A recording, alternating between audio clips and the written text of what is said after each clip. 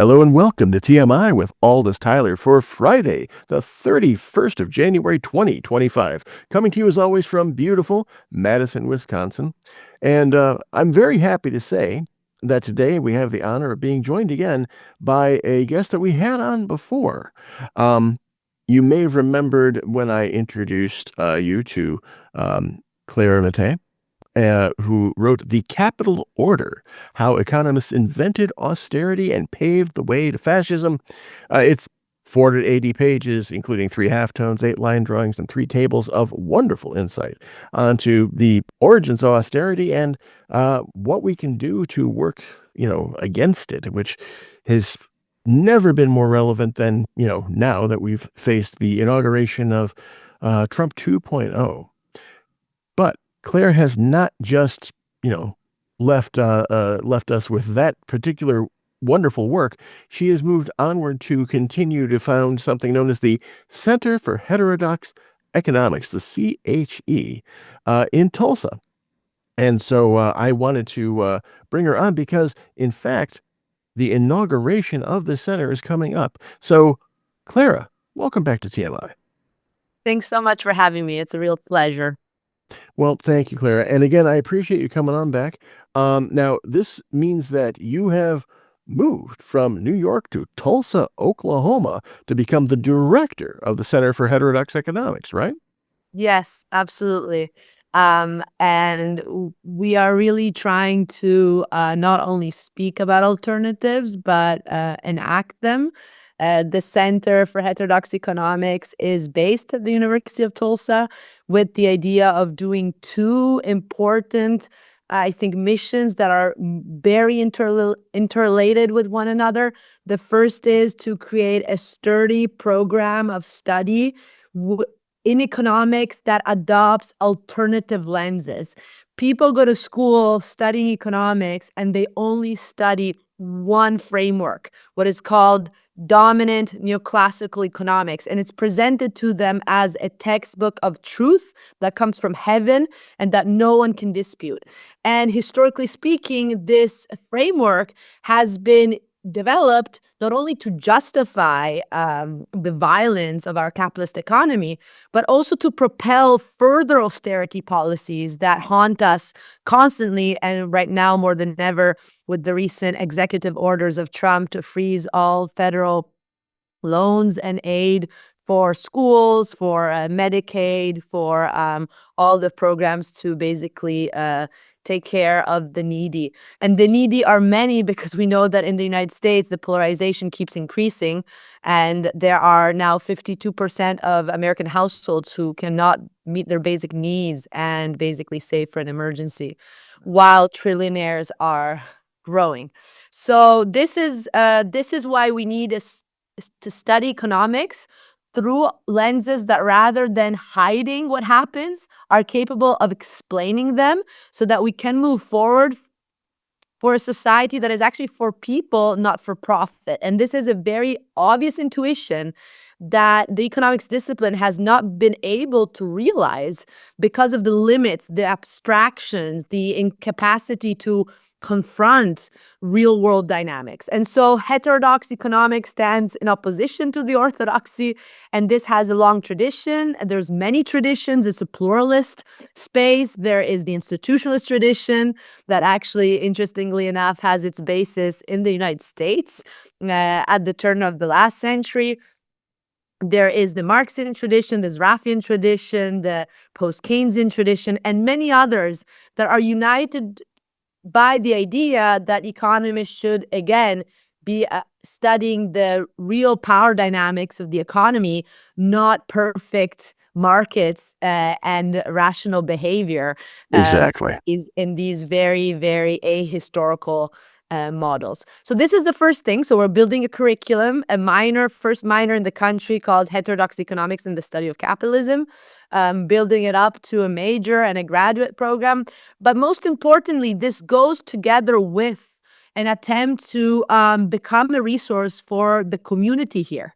Indeed, problems in Tulsa, the local issues are global issues. They mirror the global issues. The contradictions of capitalism are expressed very strongly in this society, Oh, right? So yes. Mhm. poverty, unemployment, inequality, segregation, both racial and class segregation, and the two go together. Climate, degradation. We have a bunch of tornadoes that are multiplying because of the climate change. Oh, yes. Of course, skyrocketing profits in prisons, private prisons, and in the oil industry. So it's all here, Oh, and yes. and the people are very receptive. There's a lot of people already mobilizing for social alternatives, small grassroots initiatives. So we are trying to say people do not have the time to stop and think about issues that they have to confront every day. Oh, And yeah. we can do this by providing a space downtown. We'll provide food. We will have scholars with organizers at a table so that we can get perspectives that are not just about removedness of the academia from the real world, but people on the ground struggling for change. Our first event in March is actually going to be on worker self-management. So how workers' self-organization can overcome exploitation that is dominant in current labor relations. And that's going to be with Richard Wolff, very important economist, Mm. and Kat Uno, who's actually running a cooperative Jackson in Jackson, Mississippi, organizing with cooperatives on the ground. And we'll have others on the right to housing, on the carceral state, on food sovereignty, and so on and so forth. So Well, that's so the plan. I apologize. I just wanted to say, I thought that Tulsa was a wonderful choice for this, whole thing. There's a rich history of exactly what you were saying about how there's a need for a better understanding of economics and how it can be used to empower people versus how it has been used to victimize them. One example, in a lot of ways, is the Tulsa Race Massacre that occurred in 1921. The Department of Justice just released just before Biden left, just released a extensive report, 127-page report on exactly what happened with that and how the Greenwood section of Tulsa was just wiped out. And all the Black Wall Street, as it was called, was just wiped out by the white people who didn't want them to be successful in a capitalist society. Um, so I Absolutely. so Absolutely. I thought that you founding this center down there in Tulsa was a really just a great, in some ways, a tribute to the various things that are going on, that have gone on down there, and even currently, you have, as you mentioned, with the oil companies, you have fracking causing earthquakes throughout Oklahoma, which should be tectonically stable. Yes, absolutely, absolutely. And it's interesting because there is a recent scholarship, and we will address this at one of our at one of our public events, that attests that actually Black Wall Street was not Wall Street at all. It was actually a model that was much more inclusive and based on actually solidarity. And that's one of the reasons scholars say it was indeed targeted, was that it was representing a very threatening alternative in terms of how to run the economy. So again, how the racial violence has to be understood in connection with the larger economic violence that we're seeing, and we're seeing it ever more accelerated. Trump is no exception, of course. He is really accelerating a trend that was already there with the Biden administration. With the Biden administration between 2021 and 2023, child poverty, absolute child poverty rate tripled. It's now 16% of children in absolute poverty, meaning they cannot meet their basic needs. And this was largely due to the fact that the federal funds that were actually released during COVID to help the poor have been eliminated, while the Biden administration decided to heavily subsidize the military industrial complex to wage wars around the globe and massacring, for example, children in Palestine. So clearly, we see that Trump is just bringing this to the extreme, right? He said that he's going to honor the idea of cutting more taxes on corporations and on the wealthy. We know that in the United States, capital is taxed less than labor. And so the structural regressivity of our system will be increased. He's already made plans, as we know, to completely defund the federal services. He's already saying that 2 million federal employees should voluntarily resign. So he's pressuring really to dismantle the meager social services that people still have.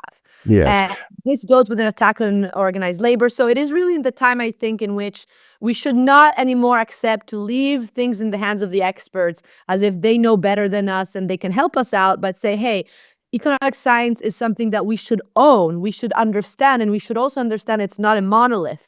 There is no one economic science. There's different lenses that provide different ways of to look at the world and different solutions. And we need to embrace lenses that are empowering, not lenses that keep us passive and accepting of the current injustices. I love it. So, and I did want to say that I've mentioned to people that in my mind, the Biden administration was, austerity economics, just kind of business as usual. Whereas now that you got Trump 2.0, we have austerity economics. Well, let's just say it's an accelerationist's dream because basically everything that Trump has been doing now in just the past 2 weeks that he's been in power, every single step has been to, in one way or another, give more and more of the economic prosperity that we all can generate to the billionaire class. And accelerate the billionocracy's hold on the government and on everybody, frankly. And of course, that means, of course, impoverish the rest of us because where does the wealth come from? Us.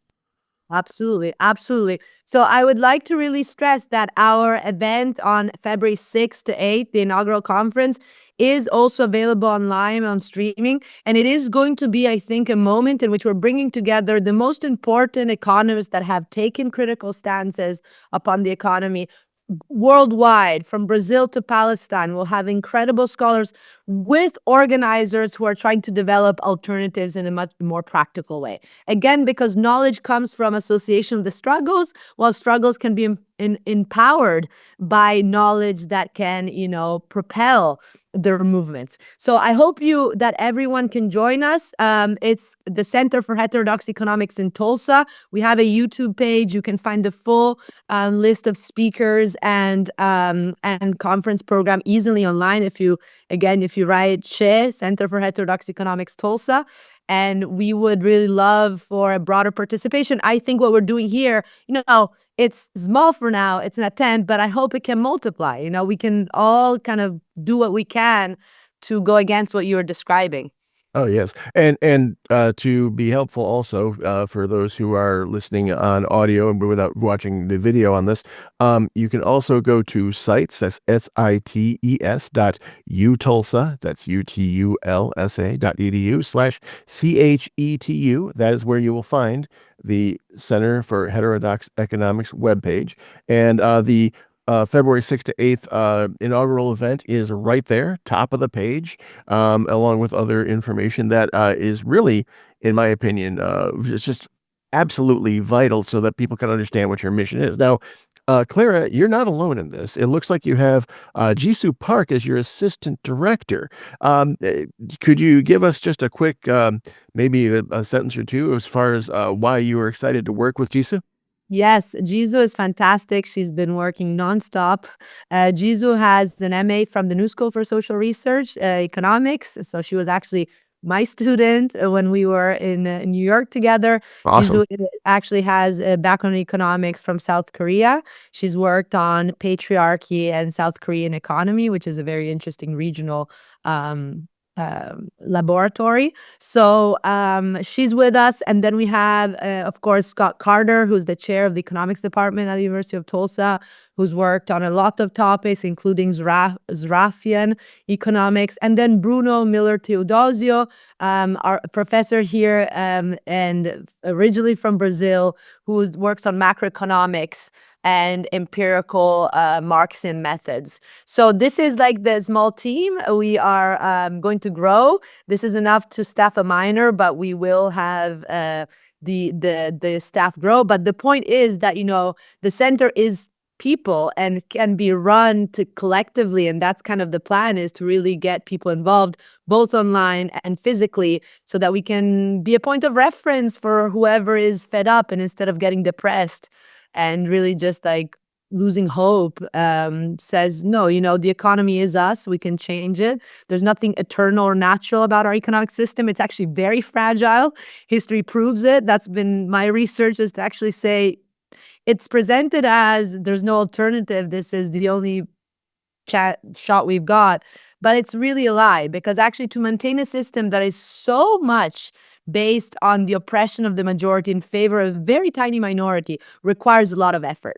And this effort comes from academia, comes from monetary economic agencies, and much else. But, this effort can be overturned. And the power of people's initiatives is really crucial. And that's where I think academics can play a role, is indeed to get into it together and offer, what we have and learn with it. Absolutely, and it sounds like you've got, basically your A team to get everything started right there, which is awesome, of academics. So, basically, I'm just gonna encourage people that if you want to, get involved with what Clara here is talking about, if you wanna give the middle finger to the invisible hand of Adam Smith, go ahead and check out the Center for Heterodox Economics over there at Tulsa, and, I'm just really thrilled, Clara, that not only did you give us the Capital Order, the book that, again, if you haven't checked it out, ladies and gentlemen, and you want to understand what's up with how the austerity that we've seen for decades now has led us right to this moment where fascism is just trying to get this evil grip on us all, that book will help you understand it and how to fight back. But again, Clara, thank you for not only giving us that book, but now helping found this Center for Heterodox Economics at Tulsa. Basically, the work you're doing, I believe, is gonna make a big difference to all of us. Hopefully, that's the hope. And thank you, Aldous, for also your great work. It's everyone does his or her part, and hopefully we will have a better world for future generations. We do what we can. In any case, thank you so much for joining me again here, Clara, and I appreciate you coming on by. Thank you. All right. You've been listening to TMI with Aldous Tyler. We'll be right back.